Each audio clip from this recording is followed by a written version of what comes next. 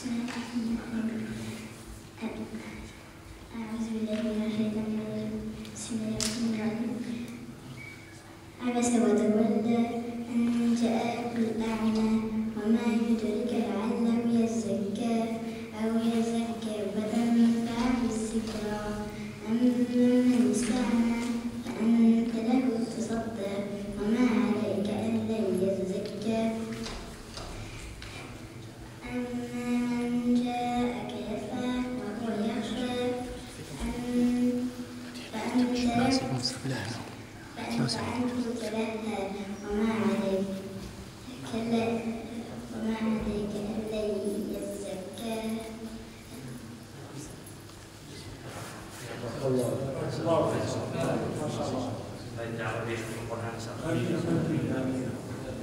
به عاملا عالما يا رب العالمين.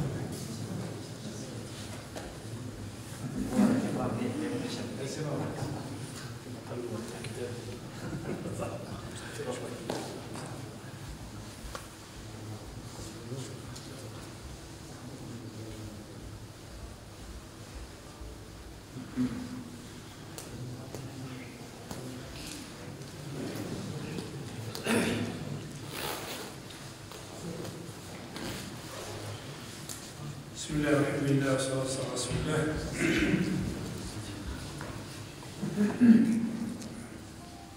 إن الحمد لله نحمده ونستعينه ونستغفره ونستهديه ونعوذ بالله من شرور أنفسنا وسيئات أعمالنا من يهده الله فهو المهتدي ومن يضلل فلن تجد له وليا مرشدا وأشهد أن لا إله إلا الله وحده لا شريك له وأشهد أن سيدنا وحبيبنا وعظيمنا محمد بن عبد الله اللهم صل وسلم وبارك على محمد وعلى آل محمد كما صليت وسلمت وباركت على إبراهيم وعلى آل إبراهيم إنك حميد مجيد. رب اشرح لي صدري ويسر لي أمري واحلل عقدة من لساني يفقهوا قولي سبحانك لا علم لنا إلا ما علمتنا إنك أنت العليم الحكيم.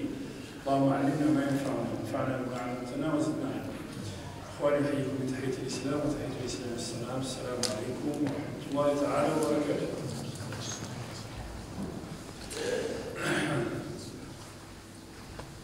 Alors, Inch'Allah, on va faire un cours dont je vais parler plutôt plus en français qu'en arabe. Mais si vous pensez, si je parle trop en français ou trop en arabe, parce qu'on est entre nous, je suis quelqu'un parmi les frères et j'aimerais bien quand on fait les choses, on le fait de telle manière qu'on se comprend, que on sort avec quelque chose, on nous ramène à table. Merci. C'est lui.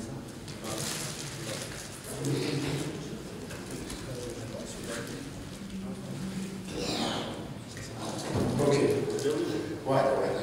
Voilà, merci.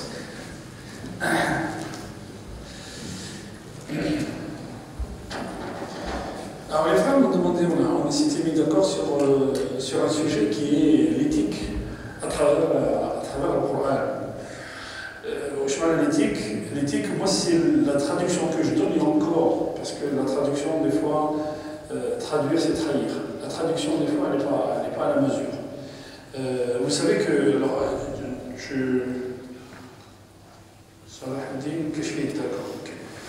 vous savez que le Coran, quand il est traduit en français, c'est pas du Coran. Le Coran traduit en français, c'est pas du Coran. Le Coran, inna anzalnahu Qur'anan arabiyyan. Allah subhanahu wa ta'ala qala inna anzalnahu Qur'anan arabiyyan. Maintenant, je vais poser une question, plutôt deux questions. Ok? Ça, c'est quoi pour vous? Mas'af. Monsieur Qur'an. هذا وشنو؟ هذا شنو؟ ماشي قرآن. هذا كتاب.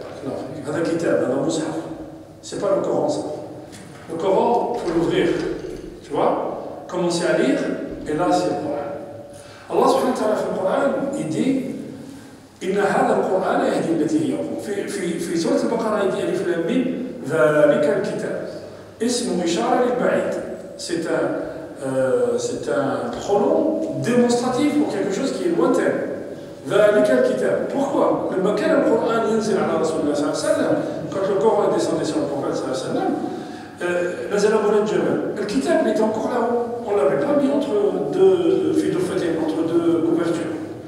Donc Allah subhanahu dit ذلك الكتاب. Mais quand il parle du Coran, il dit Inna hada al-Quran. C'est un pronom démonstratif, qarib, proche, hada al-Quran. Donc le Coran c'est quoi? Le Coran c'est quand tu commences à le lire. Donc, vous voyez l'électricité, il y a un interrupteur.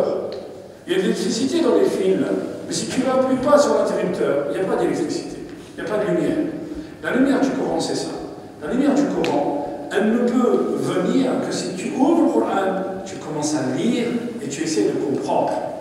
Et quand tu comprends, et bien le Coran, comme on disait le Jumu'ah, le Coran, c'est des trésors. C'est des trésors. Vous savez que ça veut dire des trésors? Des trésors. Et je peux vous en citer, on ne s'arrêtera pas. Vous voyez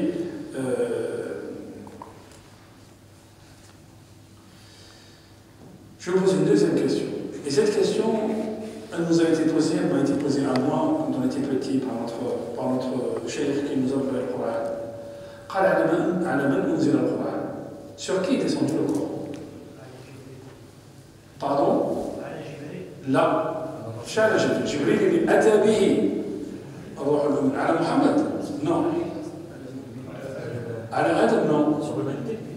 Sur l'humanité? Non. على الرسول الأنبياء؟ Non.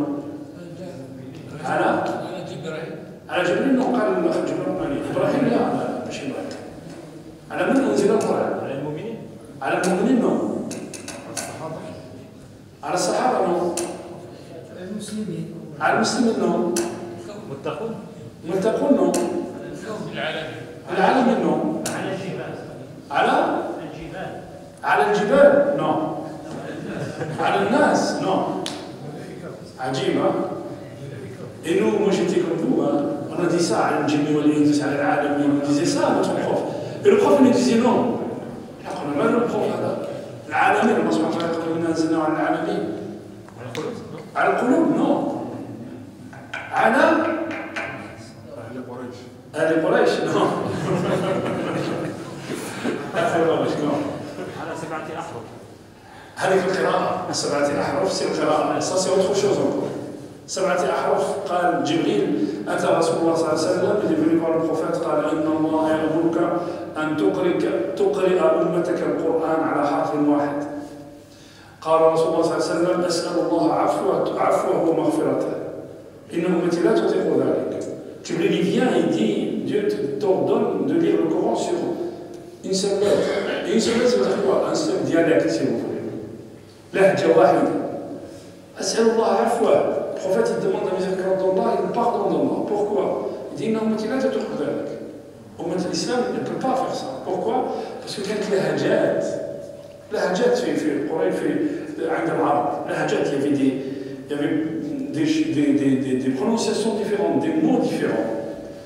رجع جبريل et puis il est revenu على حرفين قال إن أمتي لا تطيق ذلك على 3 حتى قال على 7 أحرف إن الله يأمرك أن تقرئ أمتك القرآن على 7 أحرف sur 7 lettres قال الحمد لله. شو معنى 7 lettres? Il y a des gens qu'est-ce qu'il faut? Il y a un écho. Il y a de l'écho, je l'arrête.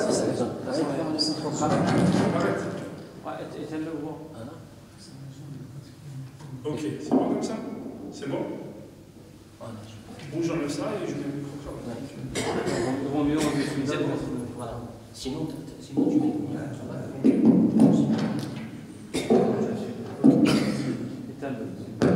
Comme ça, parce que c'est marié sur lequel il laisse. قلنا جبريل نزل على الرسول صلى الله عليه وسلم قال إن الله يقرئك السلام ويأمرك أن تقرأ القرآن على 7 أحرف sur 7 lettres. هنا الرسول صلى الله عليه وسلم قال الحمد لله رب العالمين. Cette lettre, وش معناها؟ Et les Arabes, surtout au début, كلمة صيحة لا يعرفونها, ils ne connaissent pas le mot صيحة. إن كانت إلا صيحة واحدة. Ils ne savent pas ce que ça veut dire, parce qu'ils ne disaient pas ça. إن كانت إلا زرقية واحدة. Et là, s'il y a des Algériens parmi vous, en Algérie on dit زقع عليه, الزقيع. صح ولا لا؟ زقية كلمة عربية. كانت بعض القبائل يتكلمونها. كان بعض القبائل يقولون ما يقولوش الصراط، يقولوا الصراط المستقيم. الصراط المستقيم كم صار؟ اوكي؟ كان بعض القبائل ما يقولوش الضحى، يقولوا الضحي. Ibn Abbas قال الحمد لله فاطر السماوات والأرض. Je ne savais pas ce que ça voulait dire. Jusqu'à ce que je vois deux bédouins qui se disputaient un puits. وقالوا أنا فطرته. C'est moi qui l'ai creusé en premier. قال là j'ai compris فاطر. C'est-à-dire quelque chose qui n'existait pas. Et qu'Allah subhanahu wa ta'ala أوجدها من العدم. Vous voyez, donc, au début, quand il y a eu la révélation au début, quand ils étaient à la Mecque, alors sallam, il laissait les gens lire le Coran à la nahjati. Ensuite, à la fin, avant la mort du prophète, كانوا يقرؤون القرآن على لهجات لكن الرسم واحد.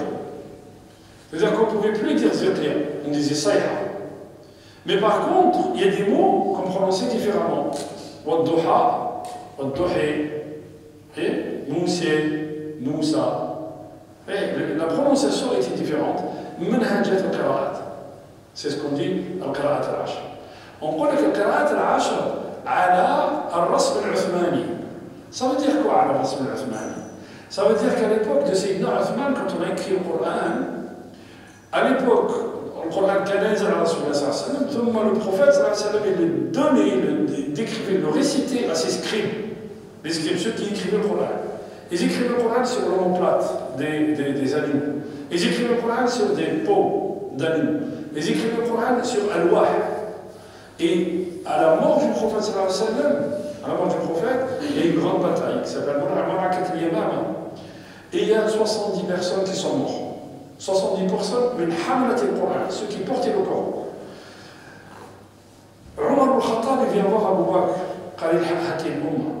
Si on ne fait rien, on va perdre le Coran. Comment je vais faire quelque chose que le prophète sallallahu alayhi wa sallam n'a pas fait? Il faut absolument que tu le fasses. Parce que, Abu Bakr, le hadith fi al-Bukhari, ce que je vous raconte. Abu Bakr dit pendant une semaine, j'ai prié Allah subhanahu wa ta'ala, j'ai demandé à Allah subhanahu wa ta'ala qu'il me guide. Et finalement, Allah hada qalbi. Donc il m'a guidé pour que je puisse rassembler le Coran. On a pensé à quelqu'un, Zayd ibn Thabit. Zayd ibn Thabit, min a'lam al-Sahaba, un des grands savants du Sahaba. Zayd ibn Thabit est arrivé musulman, il est devenu musulman à 12 ans. Et il maîtrisait l'hébreu, il parlait l'arabe, il écrivait. À l'époque, ce n'était pas donné à n'importe qui pour écrire le Coran. Toi, tu écrivais le Coran pour le prophète, donc tu vas faire cette mission. Quelle mission? Rassembler le Coran dans un livre. S'il m'avait demandé de ramasser les cailloux du Jabal Uhud, je l'aurais fait. Mais là, ce qu'il me demande, c'est quelque chose d'extraordinaire. J'ai passé une semaine à prier Allah pour me guider. Et au bout d'une semaine, Hadallahu qalbi. Alors Zayd ibn Thabit, il a formé une commission de gens qui avaient appris le Coran par cœur, une commission. Et pour chaque ayah, il fallait deux témoins. C'est-à-dire, ils avaient l'ayah, ils la connaissaient, et ils ramenaient deux compagnons différents pour leur dire l'ayah, réciter l'ayah. Et c'est comme ça qu'ils ont écrit le Coran. C'est comme ça qu'ils l'ont rédigé sur le Moussa. Chaque ayah, ils avaient deux personnes qui la connaissaient par cœur, en plus que le comité qui a écrit le Coran. Il y a une ayah où ils n'avaient qu'une seule personne, un seul compagnon, Al-Makhzoumi. C'est la ayah de Surat Al-Tawbah. لقد جاءكم رسول من أنفسكم عزيز عليه ما عنتم حريص عليكم بالمؤمنين رؤوف رحيم فإن تولوا فقل حسبي الله آخر الآية. قال وجدوا عندها رجل واحد. هذا الرجل il a eu un événement avec le prophète sallallahu alayhi wa sallam. C'est quoi l'événement? Le prophète sallallahu alayhi wa sallam avait acheté une monture à quelqu'un au marché. Il lui donne une partie de l'argent et puis il lui dit viens avec moi, je te paye.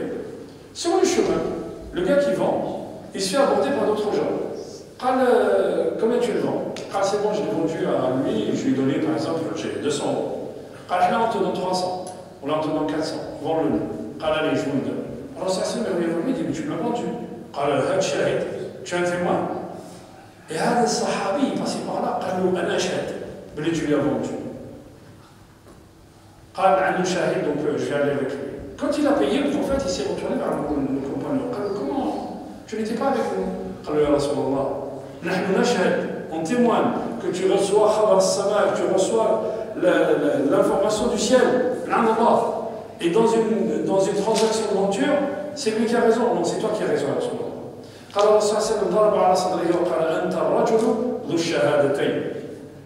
Et le fait qu'il lui dise ça a servi في جمع القرآن. Alors, comment جمعنا القرآن؟ الرسم العثماني شو الرسم العثماني؟ الرسم العثماني, vous voyez le kalima en arabe, il n'y avait pas les points. Et il n'y avait pas le harakat, les voyalisations, il n'y en avait pas.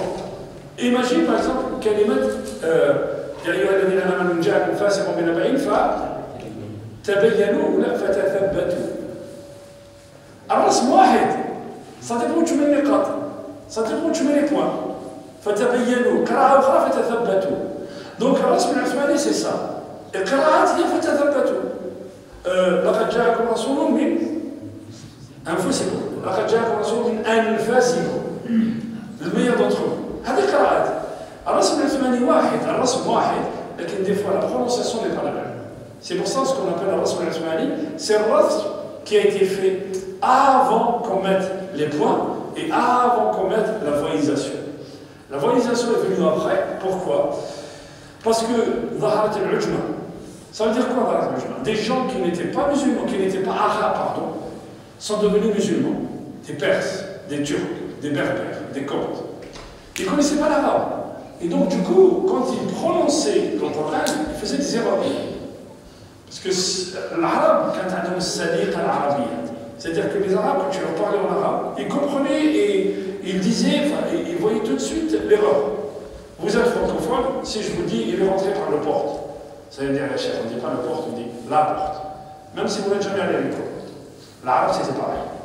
Donc des fois, les gens, ils se trompaient. لم يخشى الله من عباده العلماء لم يخشى الله من عباده العلماء وإذ ابتلى إبراهيم ربه وإذ ابتلى إبراهيم ربه. Vous voyez la différence? Là, si tu dis وإذ ابتلى إبراهيم ربه, Ibrahim il devient sujet et ربه devient verbe, devient COD. Et là, c'est pas bon. Le sujet ici, c'est Allah. وإذ ابتلى إبراهيم, COD, complément d'objet, ربه. C'est Allah qui va mettre à l'épreuve Ibrahim. إنما يخشى الله من عباده العلماء. العلماء, plus tu es savant, plus tu crains Allah. C'est ça ce que ça veut dire. Alors, plus tu es savant, la science profane ou la science religieuse, comme on dit? Laquelle? De quelle science il parle?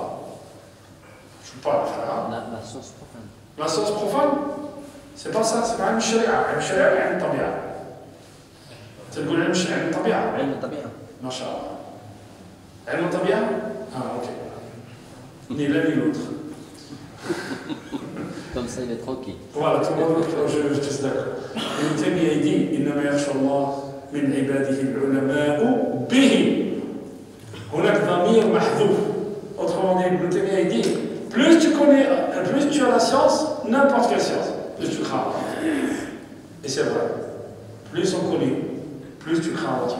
On n'a pas d'Allah et haqqa. Alors je reviens à ma question. Sur qui nous descendons? À la menace. Comment? Les gens qui réfléchissent. Non, oui, mais non, c'est pas ça. إنا أنزلناه قرآنا عربيا. لعلكم تعقلون. أهل العرب؟ Ouais, non. أحداث ووقائع. نعم, على من أنزل. Alors je vais vous donner la réponse que vous avez donnée notre prof. Pardon. Pardon? نعم. Quelqu'un d'autre? Pardon? على الزمن? Non.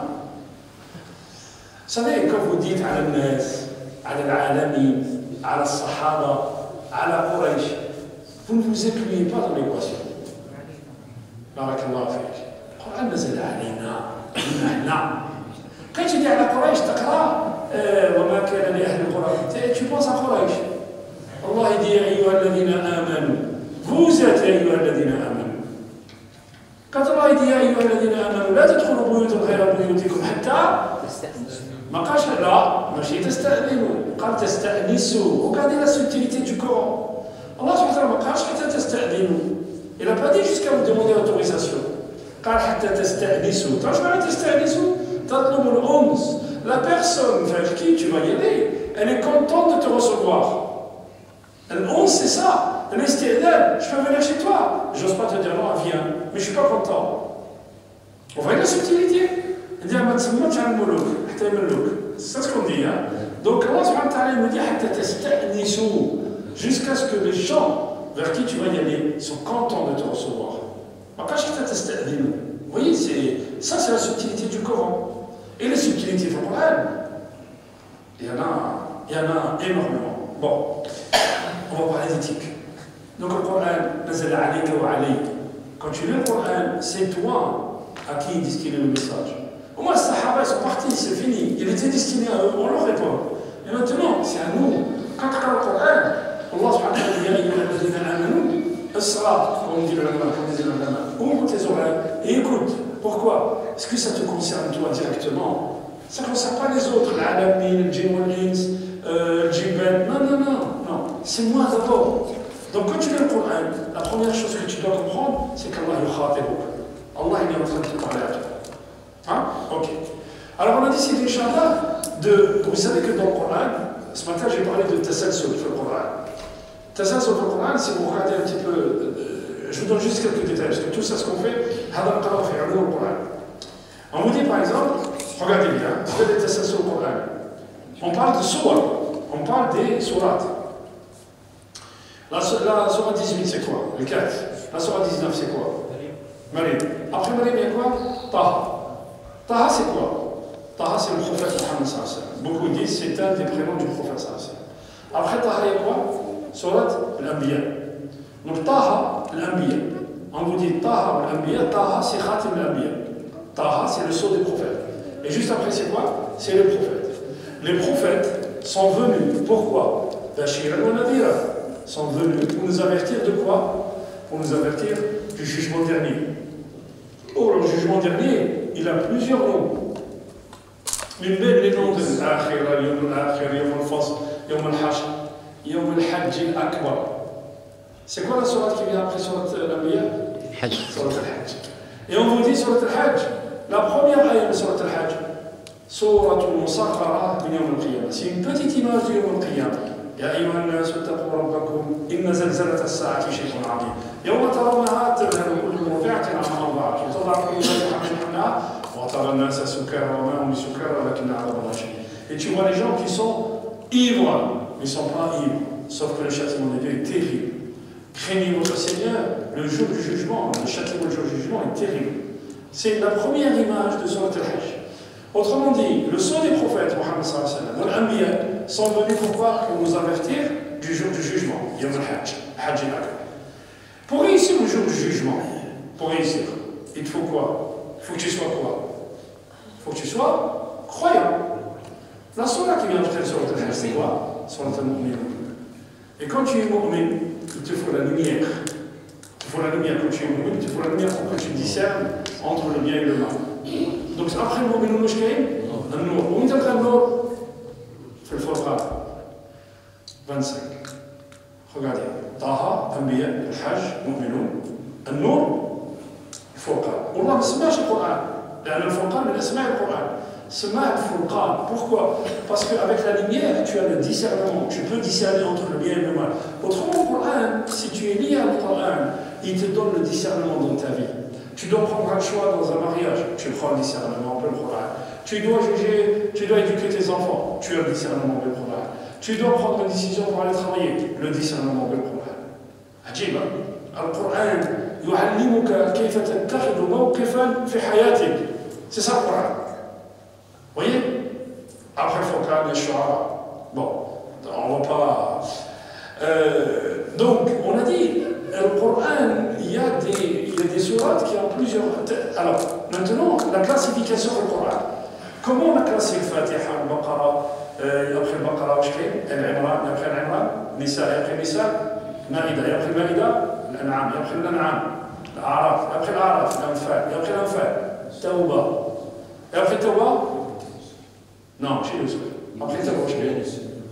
Hein? Yunus, moi j'ai compris Yusuf, ça m'a. Non, Yunus. Yunus, après Yunus, Houd, après Houd, Yusuf, merci. Après Yusuf, Rad. Ok.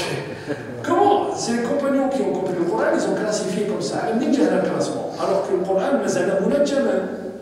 Munajjama, ça veut dire que le Coran est descendu, là, il y avait un questionnement, tout ça. Allah est descendu le Coran. Et que, après, sur le Baqara, elle n'est pas descendue comme ça d'un coup. Un peu là, un peu là, un peu là. Et Jibril, quand il descendait avec le Coran, le 10e prophète, cette partie-là, tu la mets après l'ayah 122, par exemple, de Surat al-Baqara. Par exemple. On vous dit que le prophète sallallahu alayhi wa sallam, chaque année, fait Ramadan, quand il était Jibril. Jibril est venu et il lui récitait le Coran. Alors, Rasul sallallahu alayhi wa sallam qui récitait le Coran à Jibril. Il récitait le Coran en révision. Et les compagnons étaient présents. Et le classement que prenait le prophète sallallahu alayhi wa sallam, c'est le classement qu'ont pris les compagnons pour classifier l'ayat sourate dans le Coran. Mais l'I'jaz dans le Coran, parmi l'I'jaz, les miracles du Coran, Jibril, quand il descendait le Coran, il dit au prophète, tu mets cette ayat, ces ayats-là, tu les mets après la 122, par exemple. Quand le lendemain fait Salat al-Fajr, le prophète sallallahu alayhi wa sallam lisait ce qui est descendu il y a 1 an, ce qui est descendu il y a 6 mois, ce qui est descendu la veille, en continuité. Ça ne pourrait qu'à faire l'atteindre ça. Allah subhanahu wa ta'ala, il a fixé dans la tête du prophète. Ça, quand il a akbar mu'jizat al-Qur'an. Je vous donne un exemple. Allah subhanahu wa ta'ala dit وَكَذَلِكَ جَعَلْنَاكُمْ أُمَّةً وَسَطًا لِتَكُونُوا شُهَدَاءَ عَلَى النَّاسِ وَيَكُونَ الرَّسُولُ عَلَيْكُمْ شَهِيدًا. Ça, c'est. Alors, quand vous faites les thématiques de Surat al-Baqarah, Wallah al-Azim, vous restez bouche bée.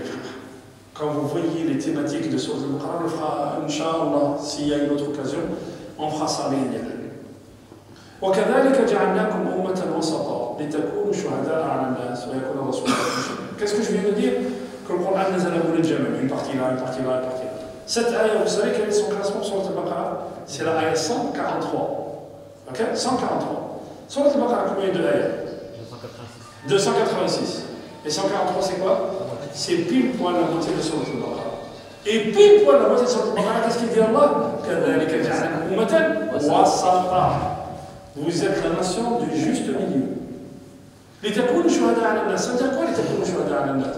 Vous savez, là, quand les gens écrisent, là, quand ils voient des musulmans, quand ils voient les films, le hijab, ils écrisent, là. Vous savez ce que c'est? Ça, c'est le fait à la kibba. Vous rappelez aux gens la présence de Dieu, tout simplement. Par votre prière, par votre comportement, par votre islam, vous rappelez aux gens la présence divine. Et ça, ceux qui sont sortis de fitra, ils n'aiment pas. Ok, vous suivez? Bon. On a dit maintenant, à Soua, des fois ils ont un nom, et des fois ils en ont plusieurs. Surat Ghafir, tout simplement Surat Mu'min. Al-Fatiha, elle a plusieurs noms. Fatiha, Zé, Shafia, Al-Kafia, Sab'a al-Mathani, elle a une dizaine de noms. Ok? Zé, Surat Al-Isra, tout simplement Surat Bani Israël. Surat Bani Israël. La Surah qu'on veut étudier aujourd'hui, c'est Surat Al-Hujurat. Vous savez comment on l'appelle aussi? Surat Al-Akhlaq. La Surah de l'éthique. Surat Al-Hujurat, elle est située où? Elle est située avant Surat Al-Hujurat, il y a quoi? Surat Al-Fatih. Et avant Surat Al-Fatih, Surat Muhammad. Écoutez bien, Surat Al-Fatih. Et après Surat Al-Hujurat, il y a quoi? Surat Qaf. إنا فتحنا لك فتحا مبينا سورة الفتح وقاف والقرآن المجيد بل عجبوا أن جاءهم منذر منهم إنا فتحنا لك فتحا مبينا سورة مدنية قاف والقرآن المجيد من أوائل السور المفصلة الرسول صلى الله عليه وسلم nous dit أوتيت السبع الطوال مكان التوراة. J'ai eu les 7 grandes sourates à la place de la Torah. Si tu veux savoir ce qu'il y a dans la Torah, qu'est-ce que tu regardes? Tu regardes les 7 grandes sourates. Al-Baqarah, Al-Imran, Al-Nisa, Al-Ma'ida, Al-An'am, Al-A'raf, tout ça tu regardes Tawbah. Tu regardes ces 7 grandes sourates, tu as tout ce qu'il y a dans la Torah. وَأُوتِيتُ الْمِئِينَ مَكَانَ الْإِنْجِيلِ. Al-Mi'in, c'est les sourates qui font à peu près entre 100, plus ou moins. 98 ayah, surat Maryam, surat Yasin, Mi'in. Ces sourates-là qui font quelque chose comme 100 ayahs, alors ça se dit à la place de l'évangile. Az-Zabour, c'est à peu près les psaumes de David, le Zabour. Le Zabour, c'est à peu près Hizb. ثم يقول صلى الله عليه وسلم فضلت بالمفصل. Allah subhanahu wa ta'ala m'a privilégié par le décomposé. C'est quoi le décomposé? On nous dit de Surat Qaf jusqu'à Qur'an de la prière. Mais alors, si vous étudiez le décomposé, c'est. Moi, le Coran, il vous faut une vie. Comprenez qu'il vous faut une vie pour explorer un petit peu ce qu'il y a dans le Coran. C'est pas rien. Bon. Surat al-Hujurat, elle se situe entre Surat al-Fatih et Surat Qaf. Comme si Allah subhanahu wa ta'ala nous disait Al-Fatih, inna fatahna laka fathan mubina. Comment elle est descendue sur Al-Fatih? Fait ça, le Hijra, quand le prophète sallallahu alayhi wa sallam, ça faisait 6 ans qu'il était à la Mecque.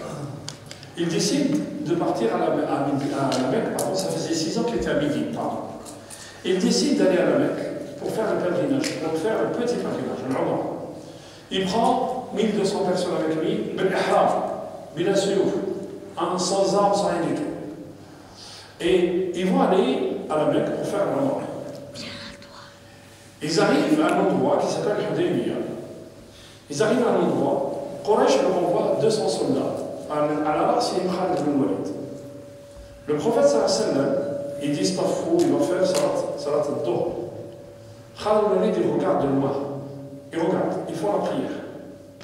Khalid ibn Walid, il ne quitte pas ses positions. Il s'éloigne, il revient. C'est l'Asr. À l'Asr,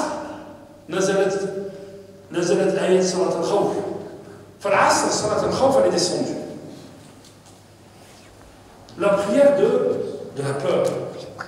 Alors là, je regarde la prière de la peur. Vous savez comment? Prière de la peur, il y a l'imam Ahmed, il schématise un peu la prière de la peur, 17 façons de faire la prière de la peur. L'imam il fait 2 raka'at, ensuite l'imam il s'arrête, les autres ils se lèvent, ils finissent leur prière tout seuls. Ils sortent, ceux qui tiennent la garde, ils viennent, ils continuent les 2 raka'at avec le prophète, sallallahu alayhi wa sallam, avec l'imam. L'imam il fait cela, les autres ils rattrapent leur prière. Suivez, hein? Ou bien, Allah subhanahu wa ta'ala dit, quand si la bataille elle est très chaude, فرجال أو ركبانا. فرجال أو ركبانا, ça veut dire quoi رجال? تمشي, tu marches, الظهر il devient 1 raka'a. Tu es en train de te battre, mais tu fais un الظهر raka'a. Les ulama vous disent, s'il y a un endroit où Allah subhanahu wa ta'ala pouvait dire que vous ne devez pas faire la prière, c'est à cet endroit-là, la bataille. Et il y a des gens qui vous disent, je travaille, je ne peux pas faire la prière.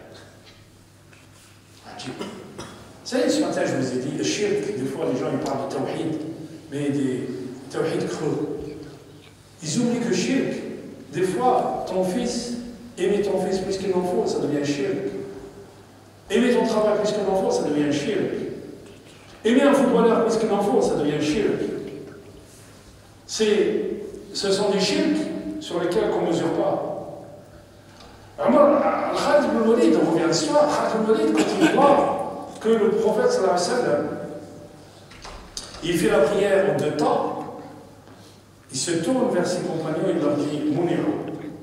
Il dit ces gens-là, ce n'est pas des gens normaux. Il y a quelqu'un qui voit dans eux. Et donc il descend sur le prophète sallallahu alayhi wa sallam. Quraysh, vous savez que la Mecque, on n'a pas le droit d'interdire aux gens d'aller à la Mecque. On a fait le fiqh. Vous savez ce qui se passe aujourd'hui avec l'Arabie Saoudite, tout ça? Qu'est-ce qui se passe?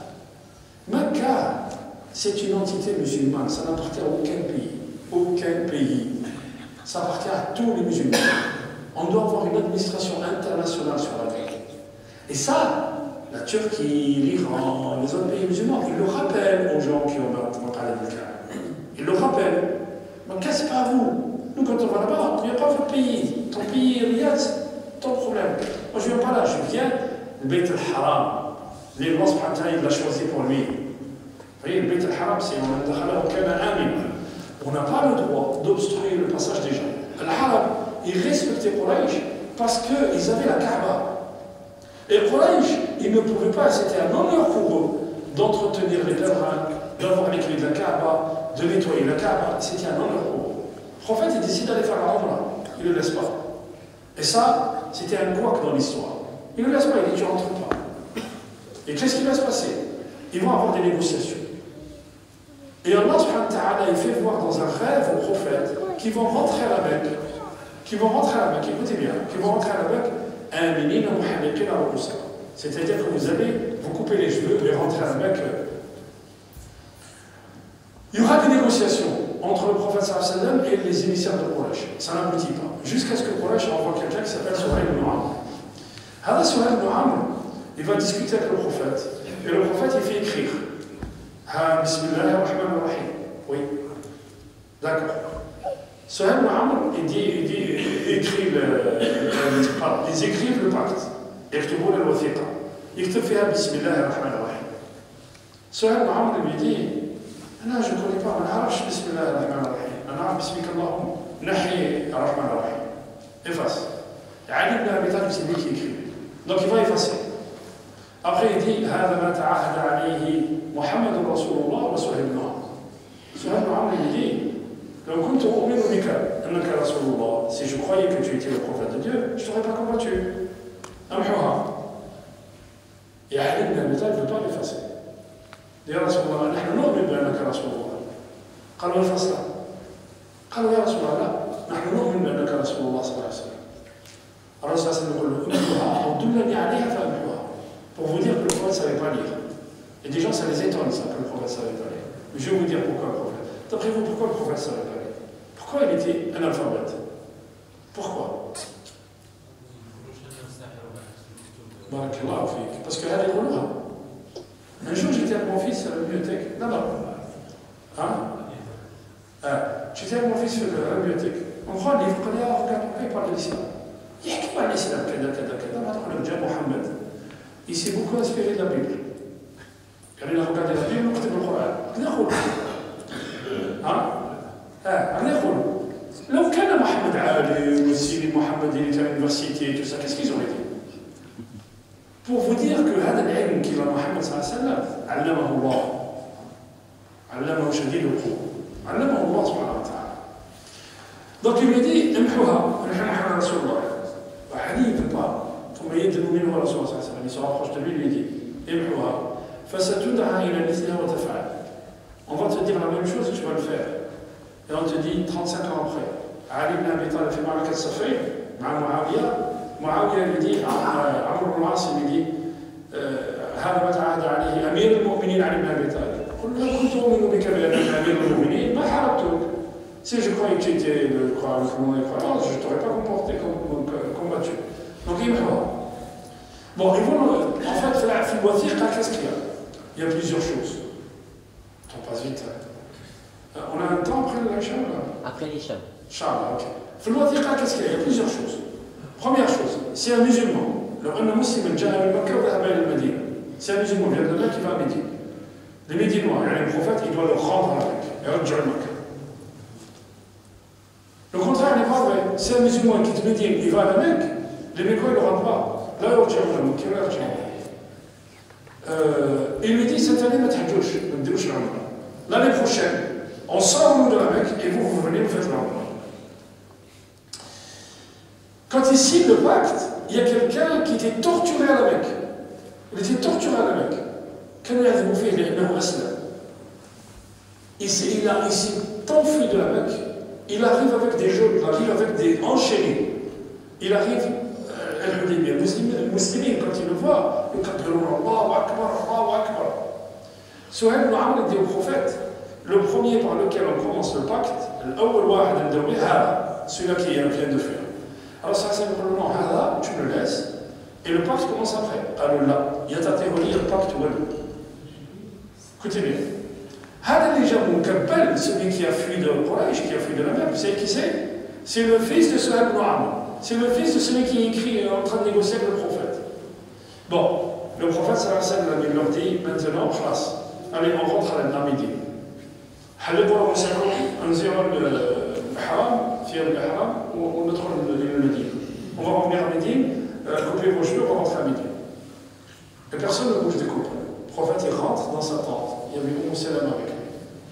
Il jette un bâton comme ça, il dit halaka al-muslimun. Les musulmans sont égarés, sont perdus. Quand on dit mais pourquoi? Quand je leur demande de faire, ils ne font pas. Quand tu vas sur la fais-le-toi, et tu verras. Alors là, on vous dit quoi? La première chose, avec tes enfants, avec tout le monde, si je dois vous dire quelque chose, je dois le faire moi-même d'abord. Ligue, par exemple, si je dois le prophète il sort, il se rase la tête, il va mettre tout le monde fait la même chose. Bon, ils repartent, ils repartent.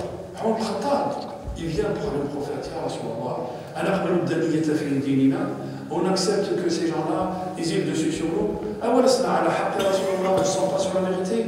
Tu nous as pas dit qu'on allait rentrer à la Mecque. Alors ça, c'est le oui, pas cette année. Je t'avais pas dit qu'on allait rentrer cette année. Bon, il ne parlait pas, après le bac, il vient. Il dit, hé, calme-toi, ça c'est le prophète. Ça c'est Mohammed sallallahu alayhi wa sallam. Il ne parle pas de sa tête. C'est Allah subhanahu wa ta'ala qui le guide. Bon. Et Omar ibn Khattab, il voit qu'il est allé trop loin. Il recule. Il marche. Il va à la fin du peloton, s'il vous plaît, à la fin du bataille. Ensuite, qu'est-ce qu'il fait Omar ibn Khattab? Il va rencontrer le prophète.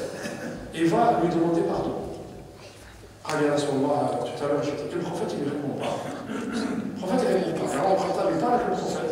Il dit que le Nabi sallallahu alayhi wa sallam, il continue.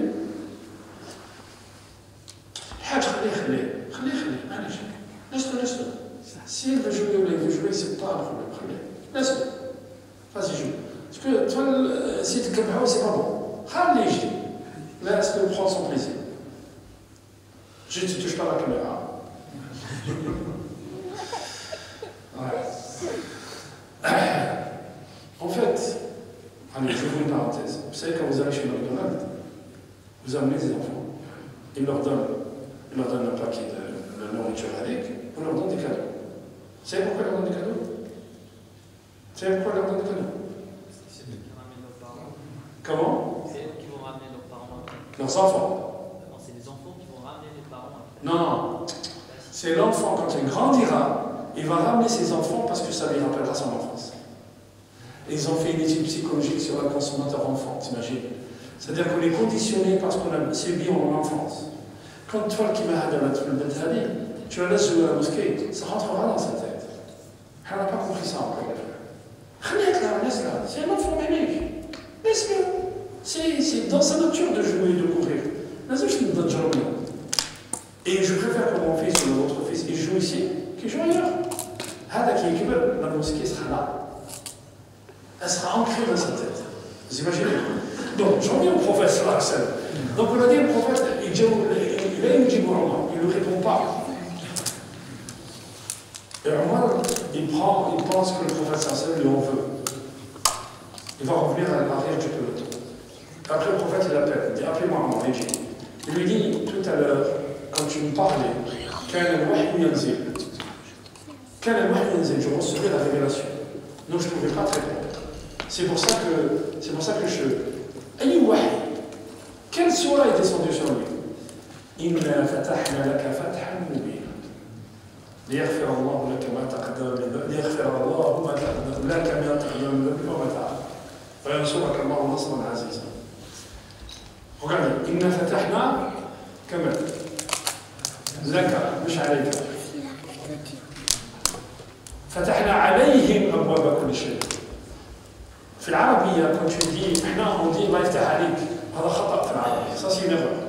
On dit pas الله يفتح عليك, on dit الله يفتح لك. لأن الله سبحانه وتعالى regardez, le Coran c'est la subtilité du Coran. Le Coran quand il parle de matar, quand il parle de la pluie, il dit الغيث. Mais quand il parle de l'adab, أمطرنا عليهم حجارة من سجيل. أمطرنا عليهم. Allah subhanahu wa ta'ala il descend, quand il parle de matar, c'est quelque chose de pas bien. Donc il dit إن فتحنا لك فتحا مبينا. Allah subhanahu wa ta'ala, si tu regardes, les musulmans ils ont tous aidé. Mais Allah il dit, nous t'avons donné une victoire éclatante. Fi Surat al-Fatih, il va parler des compagnons du prophète. Fi Surat Muhammad, il va parler de Muhammad. Surat al-Fatih, il va parler du compagnon du prophète, comment ils sont. Muhammad Rasulullah, والذين معه أشداء على الكفار رحماء بينهم تراهم ركعا سجدا يبتغون فضلا من الله ورضوانا سيماهم في وجوههم من أثر السجود ذلك مثلهم في التوراة ومثلهم في الإنجيل كزرع خرج شطره فآزره فاستغلظ فاستوى على سوقه يعجب الزرع. Regardez l'آية عجيب الآية. On dit Muhammad Rasulullah والذين معه. Les gens qui sont avec les compagnons du prophète sallallahu alayhi wa sallam, شداء على الكفار, ils sont durs avec les mécréants, رحماء miséricordieux entre eux. تراهم ركعا سجدا, ils sont toujours en prosternation. يبتغون فضلا من الله ورضوانا, ils souhaitent la grâce de Dieu. ذلك مثلهم oui, سيماهم في وجوههم من أثر السجود. Le sima, c'est pas ça. Sima, c'est qu'ils ont une lumière sur le visage. Une lumière sur le visage du fait de leur prosternation. Ceci est leur exemple dans la Torah. Stop, tu t'arrêtes là. Dans la Torah, leur exemple, c'est quoi? Ils adorent Allah. Et dans l'évangile, c'est quoi leur exemple? C'est quoi? Dans l'évangile, ils travaillent la terre. On vous dit, ceux qui ont adoré le veau d'or, vous savez ce que c'est le veau d'or aujourd'hui? C'est quoi le veau d'or aujourd'hui? C'est quoi? La finance. La finance, la city, l'or noir, l'or jaune. C'est ça le veau d'or. Wall Street. Wall Street, ceux qui ont adoré le veau d'or, Allah subhanahu wa ta'ala leur dit, les compagnons de Mohammed, ils adorent Allah. Et ceux qui ont dit, nous, on laisse toute la dunya de côté, Allah subhanahu wa ta'ala dit, les compagnons de Mohammed, ils travaillent la terre. Vous avez vu? Il finit sur le Fatih par ça. Et la sourate qui vient après, c'est quoi? Sourate al-Hujurat. Sourate al-Hujurat, tout simplement sourate al-Akhlaq. D'abord, je vous laisse juste réfléchir sur quelque chose. Pourquoi Allah subhanahu wa ta'ala s'appelle al-Hujurat? Pourquoi Allah subhanahu wa ta'ala s'appelle al-Hujurat? Pourquoi il appelle une sourate les appartements? Et on l'appelle sourate al-Akhlaq, la sourate de l'éthique. Sourate al-Hujurat, qu'est-ce qui s'est passé? À la 9e année de la présence du prophète à Médine, il y aura la conquête de la Mecque, la 8e année. À la 9e année, les tribus de toute la presqu'île arabique viennent donner allégeance au prophète à Médine. Les tribus de toutes parts viennent donner allégeance. Et les tribus, il y a de toutes sortes. Il y a des gens qui sont venus. Et le prophète sallam, il veut mettre quelqu'un à leur tête. Il veut mettre un chef. Abu Bakr, il lui dit, tu les suis là, Omar, il lui dit, non, tu mets ta main de l'oufoulet. Abu Bakr, il lui dit, tu n'as dit ça que pour me contredire. Non, du tout. On t'a fait attention à toi. Ils ont élevé la voix devant le prophète sallallahu alayhi wa sallam. Allah subhanahu wa ta'ala dit, Ya ayyuha alladhina amanu, la tarfa'u aswatakum fawqa sawti an-nabi. Wa la tajharu lahu bil qawl, an tahbata a'malukum wa antum la tash'urun. Voyez, Ya ayyuha alladhina amanu, hna asbab al-nuzul, c'est ce que je suis en train de vous dire. Les circonstances de révélation sont descendues sur le prophète, sur Abu Bakr et Omar. Mais maintenant, Ya ayyuha alladhina amanu, ça concerne qui? Nous. Quand il y a un dars qui te dit le hadith, il te lit le hadith, dans une mosquée là-bas dans le sud, il y a un frère qui prend Riyad Salihin après Salat al-Asr. Il lit le hadith. Tu as un groupe de gens là-bas, il parle fort. Je suis allé les voir, je dis frère, pourquoi vous parlez comme ça? Il dit le hadith, non, c'est bid'a ce qu'il fait. Et toi, qu'est-ce que tu fais? Toi, c'est pas une bid'a ce que tu fais. Toi, tu es en train de faire un péché, tu élèves ta voix dans la mosquée. Soit tu écoutes, il est en train de lire le hadith. Si tu ne veux pas écouter, tu sors. Vous voyez? Là, tu as fait en sorte de ressentir. Ça veut dire quoi là, ta Nabi? N'élève pas ta voix sur le prophète. N'élève pas ta voix sur l'ordre du prophète. Vous voyez? Elle ne commence pas comme ça, Surah. Comment elle commence Surah? Ya ayyuha alladhina amanu, la tuqaddimu bayna yaday Allahi wa rasul. Vous savez que ça veut dire la tuqaddimu? Ne devancez pas l'ordre d'Allah. Quand il y a l'injonction divine qui vient, ne pense pas que toi tu es plus intelligent. Vous voyez là ce qu'on nous fait là, en Tunisie, tout ça? La femme, il faut la changer, tout ça de miracle. Vous avez vu? Ouais, c'est ce qu'ils disent. Hein? La femme, elle touche la moitié que l'homme, c'est injuste. Le miracle. Ou la femme, elle touche la moitié que l'homme, c'est l'islam. On est d'accord? Non. On est d'accord ou pas? Non. Qui dit oui? Hein? Moi je dis non. Toi, tu dis non, machallah. Qui dit oui? Vas-y. Si elle est avec le frère. Juste dans le cas, si elle est avec le frère.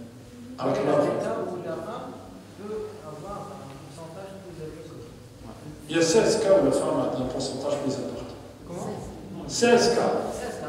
Il y a des cas, j'ai dit il y a des cas. Oh non, non, j'ai compris. Il y a 16 cas.